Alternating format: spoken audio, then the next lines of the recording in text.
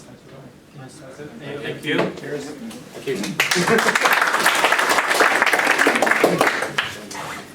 So, thank you very much. Thank you for coming. You never get thanked, and you're as important as anyone else here. So, some of you are probably thinking, wait a minute, I saw this fellow in October, I saw pretty much the same talk, and what's the story here? Am I having a matrix, glitch in the matrix type situation? The long and short of it is, yes, you are. I was working on this, taking the talk from October, moving it on, and I just kind of scheduled end of summer to have it all done by. Then we had a problem here, so the speaker who was due to be here today was not available, and I have kind of I've done the usual IT deadline thing of just so there will be some raggedy edges and whatever. I apologise for that in advance. Just to get a level set, how many people were here in October, or not here, down there, and actually remember the talk? Oh, hands go down when I say and remember the talk. I like it. Okay, so for the 1, 2, 3 of you, good news. It's not exactly the same. You can see the little new and improved sticker down there. That's what has changed. But also bad news. The first part of it is exactly the same because I have to explain event sourcing before I can explain what you do with it. And I haven't been able to come up with anything better than this show and tell type thing. So, agenda. Fairly straightforward. I'll explain what event sourcing is. I imagine that you've heard the word, probably seen it, definitely used it. You may not realize you've used it, but a lot of systems are built on event sourcing. To give you an example, source control, washing machines, everything. It's all event sourcing. But I'll explain what it is, then why I've used it. We can have a little sort of chat about why you might use it or why you might not use it. And finally, I'll get into sort of how I have done it and how it is possible to do, or a way of being possible. Some sort of pre-flight check notes here. I'm not going to show you any code, no explicit language. The reason being that when I ever see code at one of these things, I immediately get into the sort of mode of, well, that's not the language I would have chosen to do this. And I hope that this idea or architectural design, whatever, is applicable to most languages. It works really well with functional languages, so any Scala or F# people, whatever, will really straight away understand this. People like me from the previous century will have a bit more difficulty, but you can do this in object-oriented languages and, well, presumably everything. The other note is that I'm sort of pitching this at a beginner with a little bit of intermediate level. Basically, the obvious reason that I'm not an expert, so I can't teach you at expert level. If you want to take this to an expert level, go onto YouTube, look up Greg Evans, follow his several hours of talks, and by the end of that, you'll know probably more than I do, which is always a good thing. So, start with the demo. The idea here is a very simple demonstration of event sourcing as compared to a model-based database system that I always used to work with, and I presume that you have done. The Hello World example is a very, very simple bank system. I think it's appropriate given where we are. I should just point out, this is not production ready. So very simple bank, minimum viable product, we're just doing the counts. So this is our empty table. Essentially what's going to happen is people are going to come into the bank and start depositing money. This being Ireland, they will then take it away again pretty quickly and so on. But we have their empty table. As people come in, start doing something, we start filling up. So we'll use my nephews as scapegoats for this, but imagine, so Aidan comes in with his pocket money and he deposits that. I should actually stand at this side. So he's a very wealthy young man, so he gets 10 quid. His sister May comes in. She also gets 10 quid because they're a very equitable family. And Fergal, well, I'll probably spell wrong and get into a lot of trouble, is behind him in the queue. He only puts 5 quid in because on the way to the bank he's already spent the other 5. So, end of day one, boom, done. Aidan sees what Fergal has spent the money on, decides he wants that. He comes in the next day, takes away the takes his money out, and is left with 5, and so on. So you can just see, standard bank account. As time goes by, this always gives you a perfect view of what your current state of everybody's account is. So, exactly how much everyone has. If you want to know how much the bank has in deposits, you go straight down there. It's really simple stuff. The obvious problem with this is you are losing 90% of your data, because every time someone does something, you just apply that something to the data, and you've lost the sort of extra meta information on what caused it to be a £5 thing. Most people who work in financial systems, you will have another table off here called transactions, maybe another transaction details, transaction types, etc., hundreds of tables. But the basic end result is you're storing the current view of the data, and you're kind of keeping audit trails off there. Event sourcing, which I'll go over there and produce thing. It's a very different idea. So it's the other way around looking at the data. So instead of looking at the current state of the data, you store every single bit of history of how we got to where we are, and then to get the current state, you just play through the history, work out what you're doing. I'm going to introduce some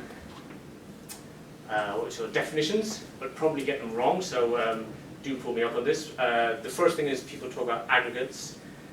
I use aggregates perhaps in a too wide a way, but basically what I'm talking about when I talk about aggregate is anything that can be uniquely identified and that events can happen to. So in this example here, our accounts can be uniquely identified and events can happen to them. So that's our aggregate. And then obviously event, anything that happens that changes the state of your aggregate or entity or whatever.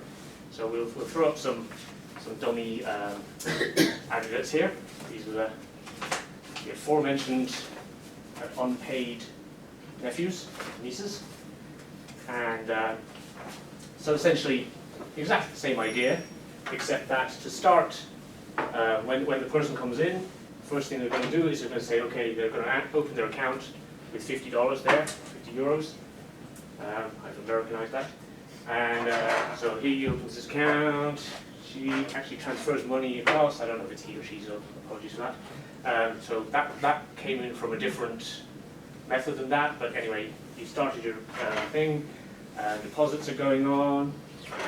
This should demonstrate how parallel this is. If I had 3 hands, it would. But anyway, so this is all going on. Here we have sales tax, because we're in Ireland. This person couldn't be bothered. They closed their account.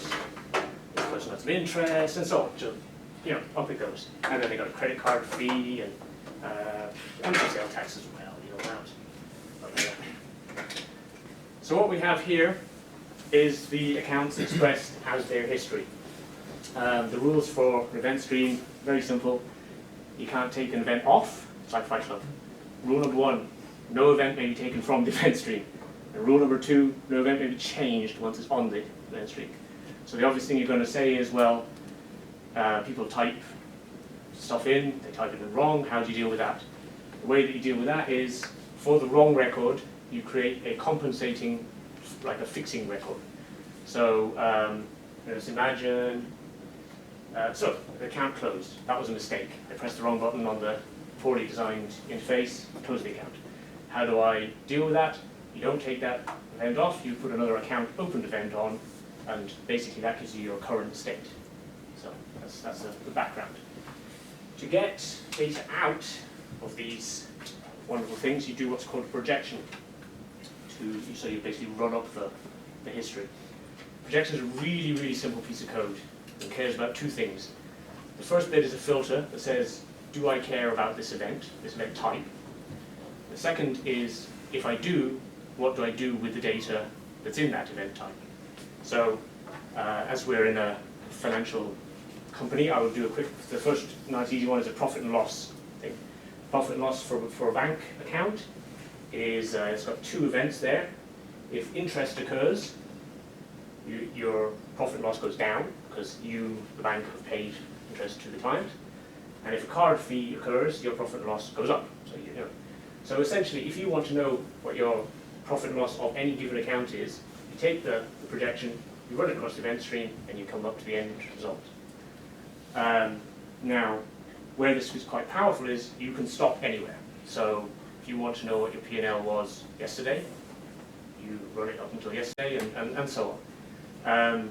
Or you can also, depending on how you set the system up, you can also have the projection basically being a live thing. So an actor-based object is one of the best ways to do it.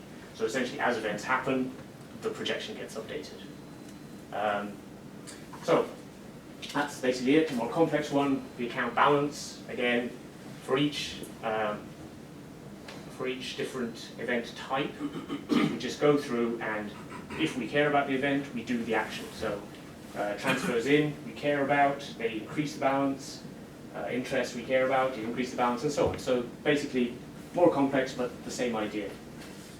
When you're writing a projection, it's actually quite a good idea to make the projection as simple as possible. So doing things like averages can be a much more complicated thing because you're keeping lots of data in the projection itself, plus and minus, whatever, that's really easy.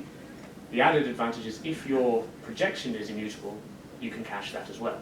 So, I get my balance here, I can take this, I can put it on a CDN, I can pass it to the Japan office or, send whatever. It's still a fact, it's still correct. There is no problem, there's no open transaction, rollbacks, redoing, whatever. Because as at the time the cache was taken, it is a truth, it's an unchangeable truth.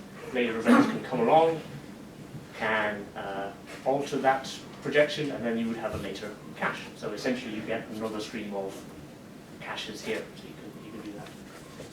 So that's the demo, and that is kind of the most important concept of this. So I'm actually going to stop here, say are there any questions or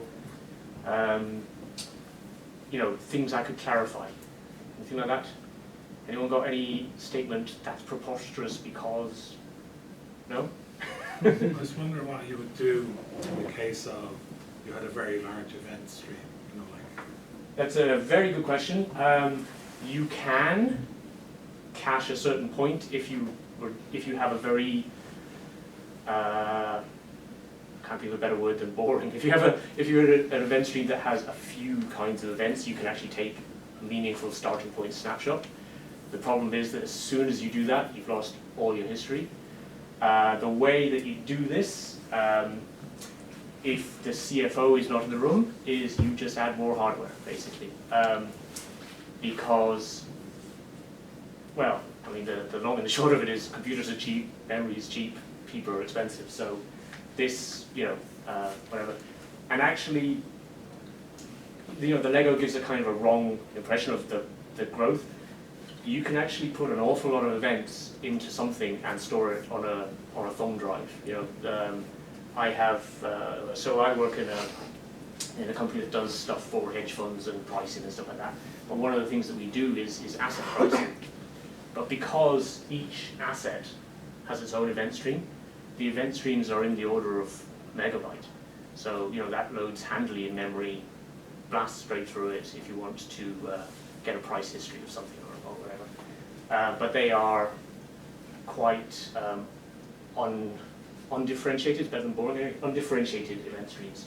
Event streams with things like sales tax and whatever, you shouldn't ever truncate them because you've lost very valuable data. Because basically, let's say, the previous way of using data and software or whatever was towards a defined goal. The current way is people say, what can I discover about my clients, my business, etc. from the data?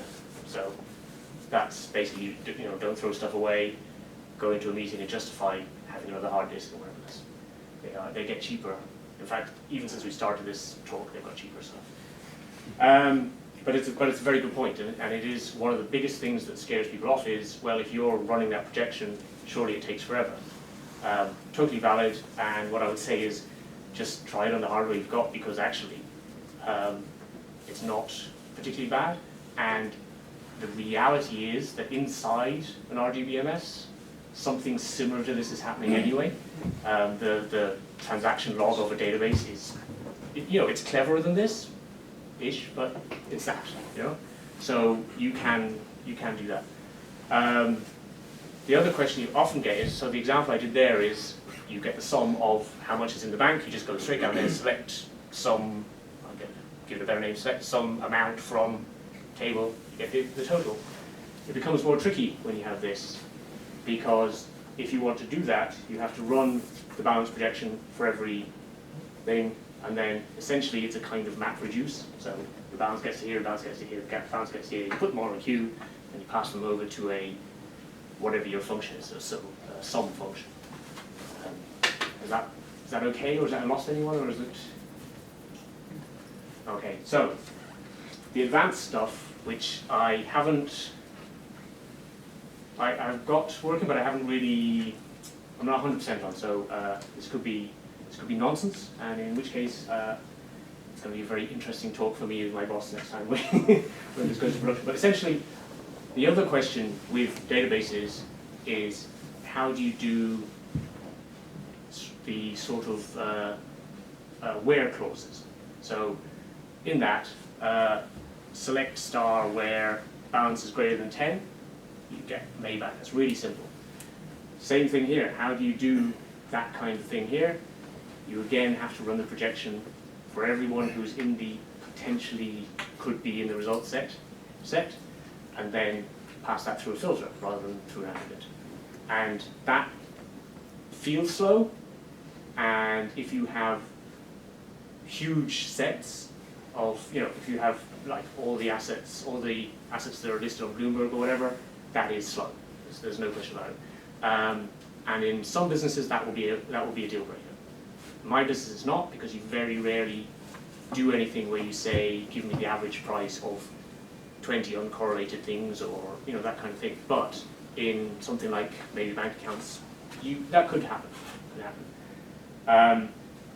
The way that you deal with that, or you improve that kind of idea, is that you create what I call business meaningful sets. So a business meaningful set for a bank system could be open accounts, accounts in credit, and whatever. And then you write classifiers. So a classifier basically is something that runs over the event stream and decides whether your event stream is inside that group or outside that group. So, open accounts, the classifier is very simple. If you don't hit this as your last event, the account closed event, you're in. If you do hit that, you're outside the classifier. And then what you do is you nest those. So I'm only going to run the balance projection against things that are in the accounts open group, or group, and so on. So you end up with basically you're doing the minimum amount of querying that you have to, but the way that once you have selected the group that you have to query, you do have to run the projection and then pass it over to your aggregate function or your filter function. Okay. Yes. Would you have the same event in multiple places? Would that make sense? No. An event can. Okay. Advanced fight rule rules. An event can only happen to one thing, and even if the same business event happens to different things, they each get their event. So if I transfer money from John to May, two things will happen. John will kill me, but also two events have to happen. And in most ledger-based systems, two events do happen anyway, because people work this out in the 1600s that you have to have complicated things. Apply interest is not an event, because apply interest to John is an event, apply interest to May, and so on. Apply interest to everyone is a higher level, it's a command. And I'll get back to, so that I am getting onto. That's where the new and improved bit is now. So how do you take this on to the next level? So apologies for having to skip back here. So the next question is, when you're doing these things, you have in your database, whichever you've chosen, you have a graphical design tool. You can draw out your relationships, your constraints, etc. And you end up with a beautiful model. In an event-driven system, I'll stand out of the way here, it's not as easy because all you can really design is you can define the aggregates. You can say these are the things in my system which I know or I can uniquely identify and can have things happen to them. So I've put that in the middle. Apologies for the blurriness, but that's bank account there. So that's each one of those has that. The question then is what events can meaningfully happen to this? So again, for each event, so bank account opened, bank account closed, money deposited, money withdrawn, etc. Those events can occur, and those events have properties such as the date, the amount, and so on. And each event can have its own definition. Then what you can do is you can take these events and you can have a projection, and the projection basically you're drawing lines to say projection cares about that event and that event, doesn't care about that, doesn't care about that. And then within the projection you have access to the data of the events that you care about. So in this projection, the running balance projection, which is this one here, you have access to the money withdrawn event and all the data in the money event withdrawn event. You will actually use the amount field and say, add that to your running balance. Ignore all the others and go on to the next bit. So that model, as you can see, kind of looks a bit databasey, and you're like, oh, that's lovely, I can understand that. The problem is this is the model for one single entity aggregate type. And in a real business model, you soon get lots of those. You don't get as many as you get tables in a database because you do not need to do the sort of nonsensical join tables that are just many-to-many relationships turned into a thing, and you don't need to do data lookup tables or whatever, currency to currency code or whatever, because that's you can just put the currency in the event and have it as as data, or sorry, as a drop-down list. So, but you do end up with a big model. So what I would suggest for this is basically model your aggregates independently. So your bank account events, and then your customer events on a different page, customer in the middle, different events, because even though in your mind, in your business, the same event has occurred to the customer and the account, it's not the same event. What the account cares about or how the account is changed by the event is different to what the customer account cares about and how the customer is changed by the event. So you would actually have different event definitions. You can use the same names because obviously it inherits the aggregate name, so it's account.money deposited and then client.money deposited, or whatever you want to do it that way. So modeling, this is something I did myself. It's not the best way of doing this, but it's okay. If you want to do this kind of modeling, one of the best ways to do it is to actually go the full whack and do your analysis using event storming. You've heard of that? Yeah? So very simple. Instead of looking at your entities and how they all draw together, you actually look at what are the things in your business, what events can happen to them, and then what order do they happen. You just basically end up with a huge long strip of paper with little stickies on it. This is my event, my account, sorry, and these are the things that can happen to an account. And you basically don't care what you get out of it, you just care what you are putting into the database or into the data system. And then having stored all the data you can, everything you can find out about your events, whatever, you then work out, well, what can I use this for? So it's not goal-driven modeling, which is what you would do with a database. It's just kind of like wide open stuff. And again, in my experience, that is a difficult one to explain in your sort of first meetings when you're starting out a project, because it's not how things are always done, and things have always been done perfectly, so we don't need to change. We do, obviously. But the other thing is that there is a belief when you come to write a piece of software, people believe that it is possible to model the entire universe, or even the bit of the universe that your system will sit in. I've been programming for about 25 years now. I don't think I've ever got even close to being able to fully model my system, because The reality is you're modeling the bit that you know about inside your company that is happening now. And that's all you can know. And tax rules change, strange things happen all around here, constantly messing up your model. And so, basically, that is one of the reasons, in my opinion, where for basically the whole throw the system away and start again is your model has changed so much from how it started. It's become a mess. What you would do with this system, when the same situation occurs, you add a new event type. Your existing projections don't get affected in any way, unless you choose to make them affected, obviously. But basically, you can alter this model in a very low risk way. If I add a new event type to this, don't even need to recompile any projections or whatever, because if they don't need to know about it, they don't know about it. They just, do I care about this event? I don't know what it is. No, on to the next one. You can version events. So you can say, okay, in version 1, I knew about these properties. However, the thing's been live for 6 months and we've discovered these new things that we can know about our property. So we've decided we're going to store what the weather was like when the person came in to deposit money. It might be useful. So the way you do that is you add a little version number tag, and then you have to change your serializing of the event or however you're going to store it.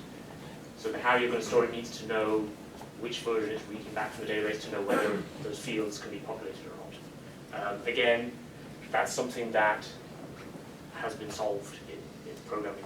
We do versioned persistence and things like that. There are many good libraries that do it. It's basically a solved problem. But that's what you get with your model.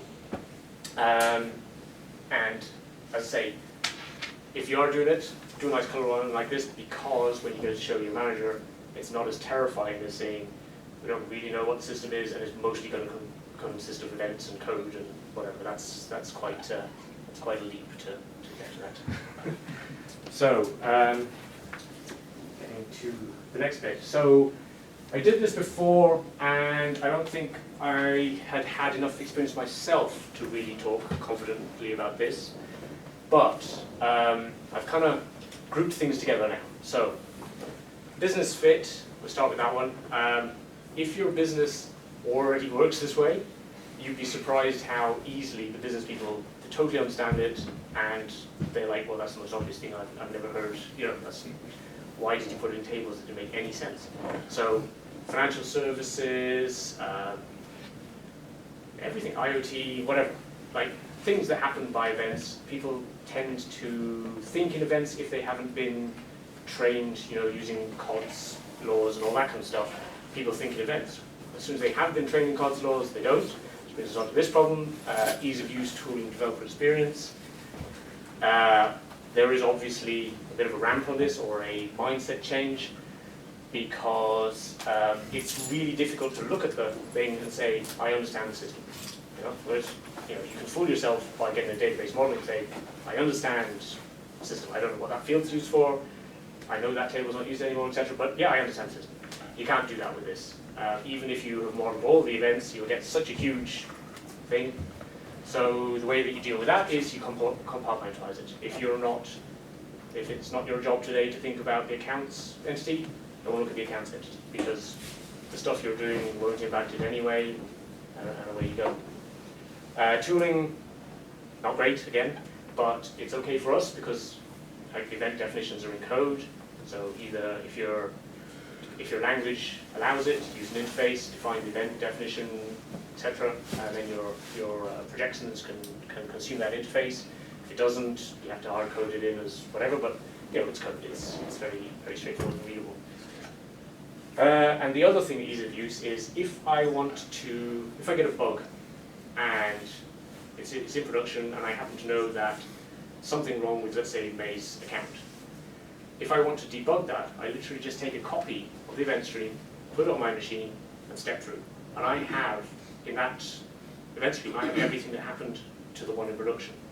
So there's no artifacts of some other thing, some other table being different, some configuration, nothing. Everything that can happen to the entity, aggregate, whatever, is in the entity or aggregate. So that makes a big difference. The first time you're basically, something weird has happened in production and you're actually able to step through a reliable copy of the production data as it happened in production and see what's going on, it changes your feeling about it anyway. Well, it did for me. So, the biggest ones, people, like, this is terrifying. Performance scalers, because when I'm describing this seems like I'm telling you that a lot of work is going to happen. It's going to be really slow.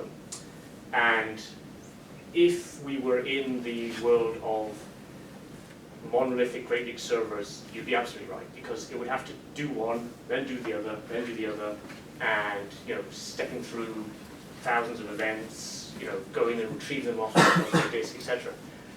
In the cloud or microservices or whatever, in the more distributed way of doing things, like, these things are not connected to each other.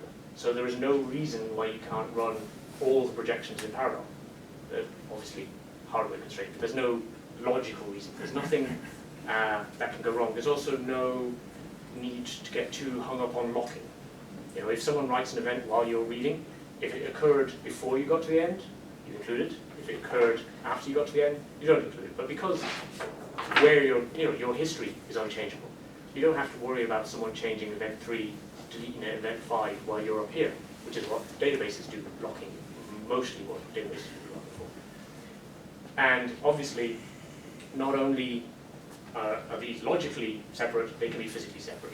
There's no reason why you can't put that on this machine, that machine, etc. And if you were doing the sort of where clauses and some of the filters and the aggregates, you run them all on their own machine and then pass them to a MapReduce style bit of code that does it. So again, we have solved most of those problems. I'm not including that. The good people at Google and Amazon and everyone else have solved this kind of thing. So, yeah, performance is terrifying to think about, but in reality, give it a go. It's not nearly as bad as you would think. And scalability, it scales widthways, not upways. So, there is one limit to scalability, and that is the number of dollars that you have. Because when you add, if this is not working fast enough, you have another machine. I would recommend only having one thread right into an event stream, but if you're clever enough to do the thing, yeah, I can't, but I'm sure people can. But there's no limit to how many threads can read the thing at the same time. So if you are a read-heavy business, just throw more hardware at the problem and away it goes. Similarly, if you're a really read-heavy business and very few writes, you can actually take copies of this and read them in memory and be relatively happy that it's good enough. It depends on how short time scale your business can deal with, but for many things that's perfectly okay. Again, it's a discussion to have in your business. Okay, so the new and improved bit, and therefore the ragged seed bit. So CQRS, everyone's familiar with this? Yes? No? Good, okay. Because if I had to explain it at a high level, I don't know either. CQRS is a very simple architecture based on the idea that you have a complete separation between the bits of your system that do commands, that change anything, and the bits of your system that do queries. And it is complete. That's the only sort of thing that people will have sort of wars about and whatever, is that separation has to be complete. When you have event streams underneath that, it becomes quite a good match, because essentially what you're doing is a command can add one or more events at the end. That's all it can do. So your commands happen here. You don't care about the query side, so that's a good separation. Your query side has to run projections. It has to do all the aggregation stuff and whatever. So obviously, if you were doing how much work is going on, the query side is doing the bulk of the work in this setup. So the query side gets the cache and gets the thing. If you want to do ad hoc querying, if your manager or your business require you to use, excuse the language, but crystal reports or something like that, the best thing to do is have your cache be a database. So when this projection finishes, it writes a row to there, last updated, whatever, and when you run your queries off that, developers know how to use SQL, so you can do all that. All I'm saying is, before it becomes SQL, it should be event sorts first. So you can always recreate that. You can take this to your machine and recreate that, and so on. So there's a lot more to CQRS, but it doesn't really match to this. It's like to do with how you layer it and whatever. To be honest with you, I just split it like that. So commands, update, add events. Insert only. Insert only, exactly. There should be a little electric shock. If I say update or delete, so they append only events. And queries can take from events projections if you want. If your business model requires more flexibility, they go from there. So, okay. Any questions, objections? Oh, very good. Yes. Sorry. How, because we talk about the Oracle and all the SQL database. Yeah. What if, say, I have a joint account, I put in money, in the same moment my wife is querying my account. Yeah. So how it's, because it's not, probably she will see 10 euro more because I'm putting 10 euro. Well, she will see what is true at the point where she asks the question. So, if you put in 10 euro, so actually this is a demo, so this is you putting in 10 euro, you're going to be May.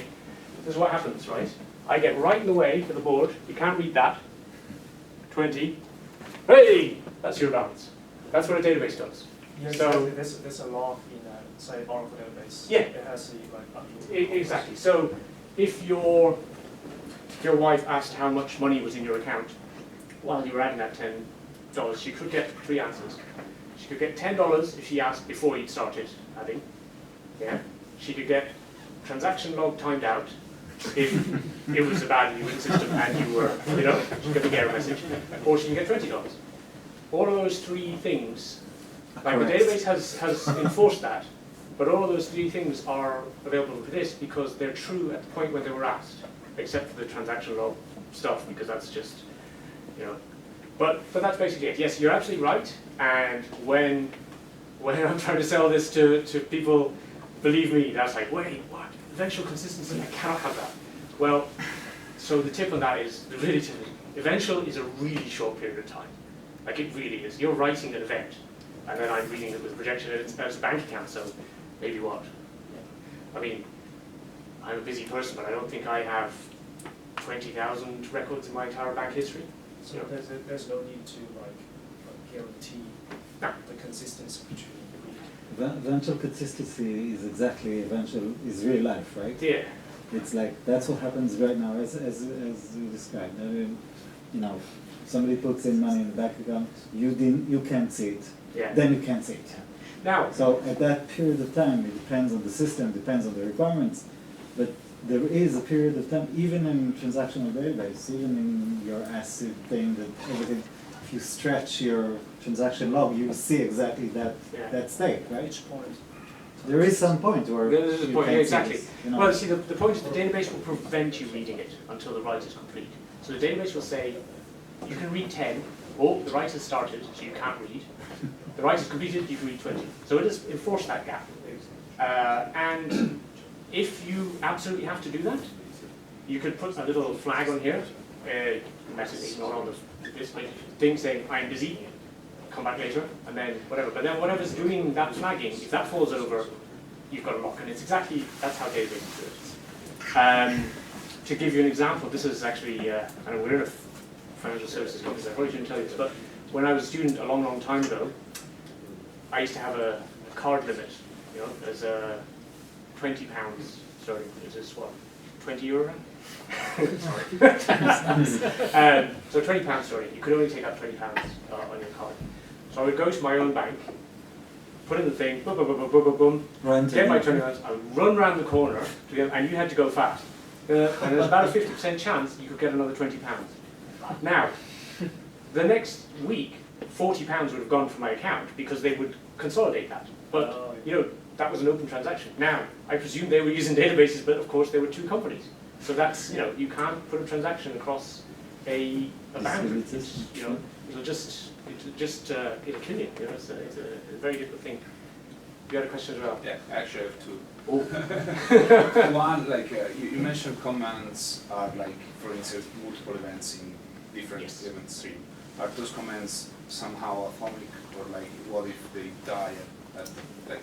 Yes, they are. And actually, so that I will come back to my answer to that, but there isn't one answer to that. There are multiple ways of doing it, and it kind of depends what your command is doing. But yes, so they are atomic from here, within the system, in the same way as a database. You could have a transaction, the whole transaction fails, you roll the whole transaction back. You obviously can't roll back things here. Exactly. So when you've done, but let's say I did that green one, that went fine, that did not go fine, right? And that was my update, you know. So you have to work out what is the business meaning of that did not go fine. So, you know, does it mean all three of them were not fine?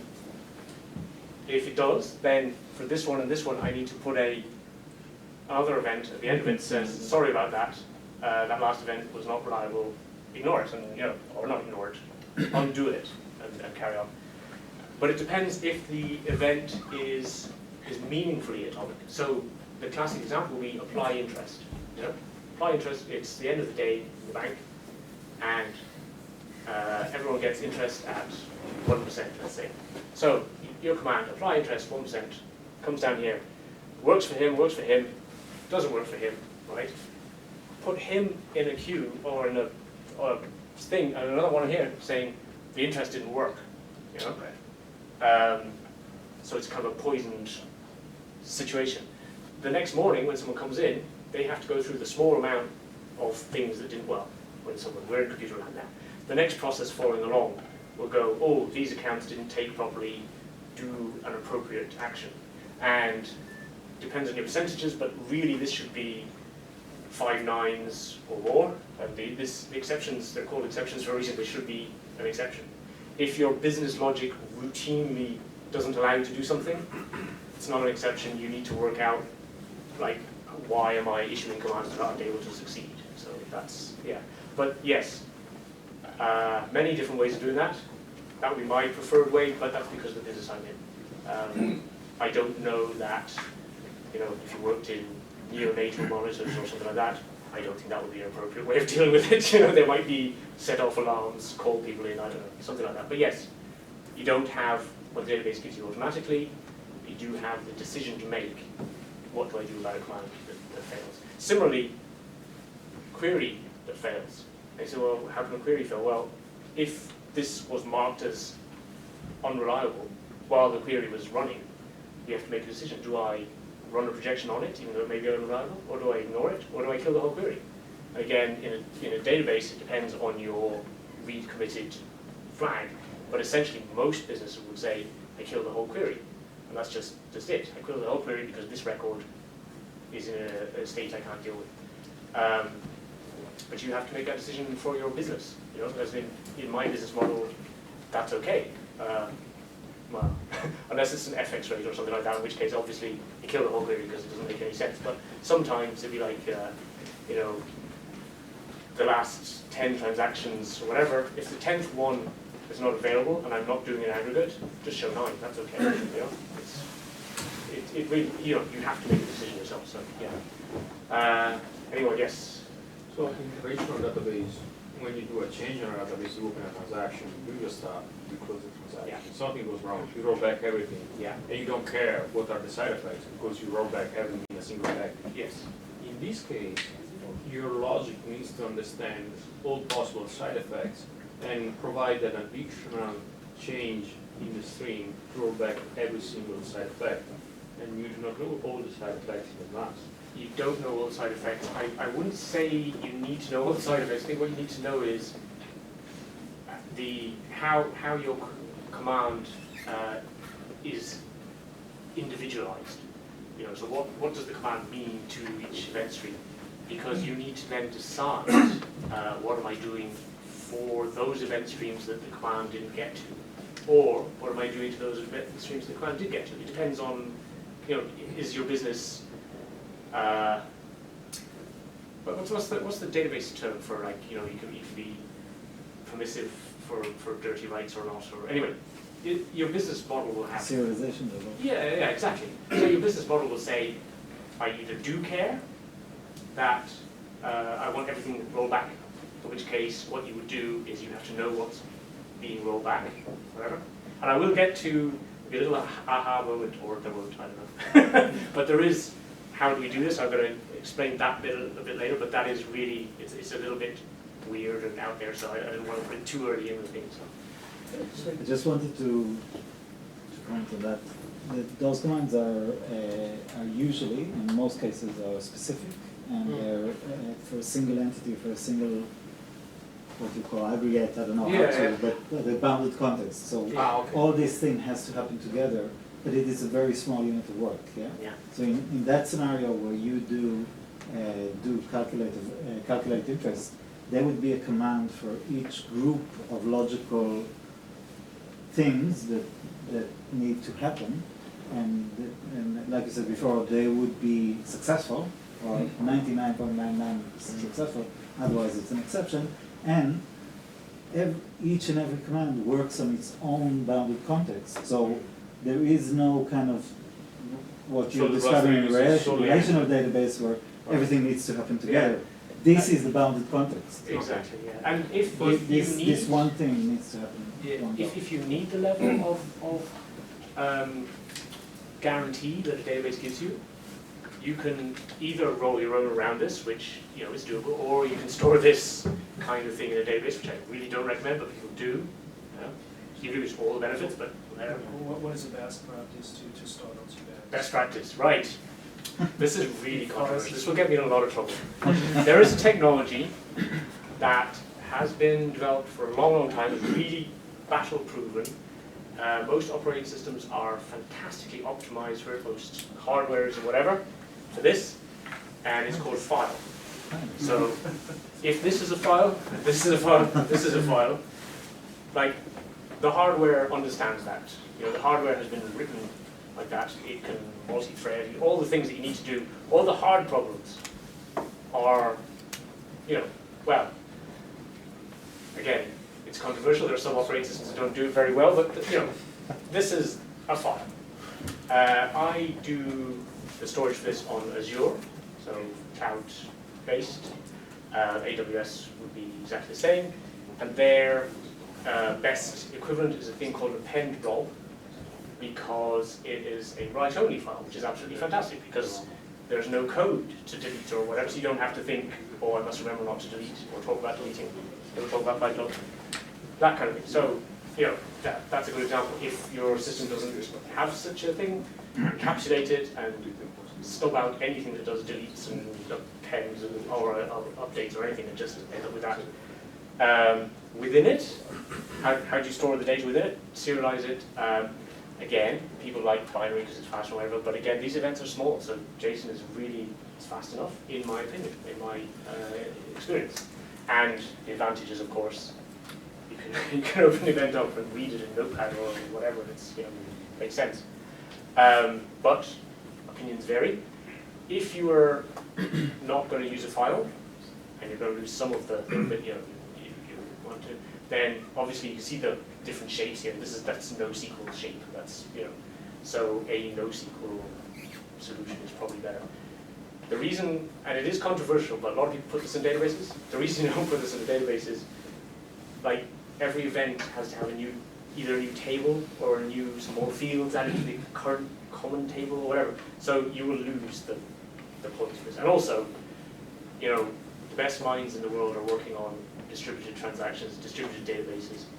They haven't got it yet, so it's not easy. Whereas this kind of thing, if it's kind of cheating, but if you treat each file as its own thing, then you can pass them around. You can put them, as I say, on CDNs. Like if you have an office here in Ireland, an office in the States, an office in say Hong Kong, it is meaningless to copy the database across, or not meaningless, it's a scary and terrifying thing to do.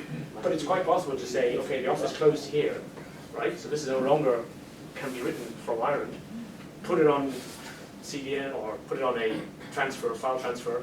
It appears in the US office. You add more events, and it can travel around the world, however, whatever method suits you best, basically. And again, the other thing about this is that we're discussing things like projections and caches and whatever. None of those have to live on disk. Projections in memory on the machine that that's on. Memory is ludicrously cheap now, actually. I mean, you could basically throw stuff in memory and forget all about it and carry on with it. Again, that's a developer opinion, not a manager opinion, or CFO opinion may vary. But if you were creating a system that has to have this held in memory, there's no reason why you would have a copy here, copy here, copy here, and every other projection that can happen. Whenever an event is added, they all update, and away you go. So in this case, when you want to do debugging, just put a file from some file system, copy it. put it into local, Yeah. run this. Yeah. And the events are isolated from the underlying data. So if I have those events on, say, an Azure pen blob or whatever, if I copy it to my machine as a file, and the same bit of find the next record logic is working, then I can run it as a file in memory and step through it and whatever. And it could be persisted on a completely different system, but it's the same thing. Whereas again with a database, if I wanted to step through a production database, I need the same RGBMS on my machine. I need to develop a copy of it, and I need to set up the configuration, make sure I remember those packages and those whatever. So, Just one more thing before you yeah. go. I'll advance the slide, but I won't. There we go. Right. Just regarding the append blob that you mentioned up in Azure a minute Yeah. or two ago, do you ever hit any performance or scalability bottlenecks using that approach? Yes, performance bottleneck, which I have a thing. It's not performance. It's a bit of stupidity that basically it's really difficult to just read the most recent n events from an append blob. So you just have to read them all. So obviously, you're passing that from wherever it's stored onto the local machine, do the thing, that slows it down. What I would like to have is, let's say this at event number 700 stored, and say, okay, I want event 700 onwards from my pen blob, and pass them to it, and away we go. That would be faster, but no, I haven't worked out how to do that. And I'm sure... The event store does that, no? The event stored database, yeah, that other people's better implementations of this do that, yes. Append blob on Azure doesn't do that out of the box. So, I basically have to read the whole thing. And what's really interesting is it's kind of the reverse of normal development, because it's a lot slower when I'm debugging it, because I'm dragging the file down from Azure and onto my machine and step. When it's in production, it's actually faster, so it's kind of backwards. But anyway, that's good. Use with domain-driven design and/or microservices. I'm going to just again some rules that are very obvious, but bear saying again. When you have microservices or domain, when you have domains, you keep them separate. So domains can only talk to each other with commands and queries. Domains cannot access each other's event stores, projections, identity groups, etc. Because the problem is, within a domain, the same event name might mean something different. Bank accounts and sales, like client in the sales platform, client here. If you start sharing the actual underlying database, you haven't got microservices anymore or event store. So it's actually microservices. Okay, if your microservices are in the same logical domain, they can share the same data, the same thing. You need to put write control on it, obviously, but that's doable. But they do have to be in the same logical domain, and there's always a temptation. Oh, I need to write a service that just does something that's a little bit different from my domain. I'll just use all the data. So again, I would put this like a plant cell or something. So I put a hard membrane around it, so that your API, your published whatever is that command and query. Command parameters that it needs, query parameters that it needs and the data type it will return. Data type being a data structure that it returns, or whether it's a set of them or one of them. But that's it. So, you know, you could put an anti-corruption layer there as well, which means that, you know, somebody else doesn't, your system changes, their understanding of your query doesn't change, and you can, you know, things like that's the big payoff with microservices, DDD, etc. is literally things can evolve independently, and if you enforce that command query separation stuff, you get a very easy evolution path. So, is that all okay, or is